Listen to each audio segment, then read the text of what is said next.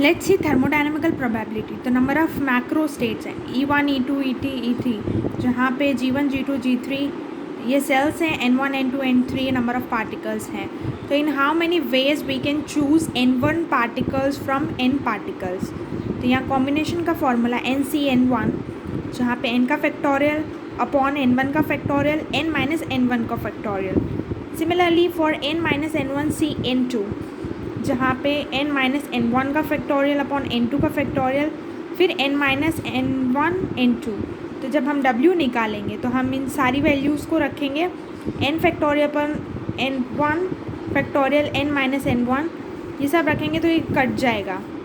कटने के बाद क्या बचेगा, W equals to N factorial upon N1 factorial N2 factorial dot dot dot N initial factorial.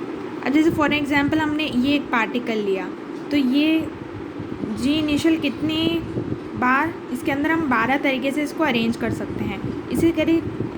इसी में 2 पार्टिकल लिए हमने, तो जी इनिशियल इंटू जी इनिशियल स्क्वायर वेज में हम इसको अरेंज कर सकते हैं। तो यहाँ से फॉर्मूला निकला N इनिशियल N, तो P equals to G1 N1 G2 N2 G3 N3, ऐसे बहुत सारे वेज में हम इसको अरेंज कर सकते हैं। तो P equals to G initial N initial, ये फॉर्मूला निकल के आएगा।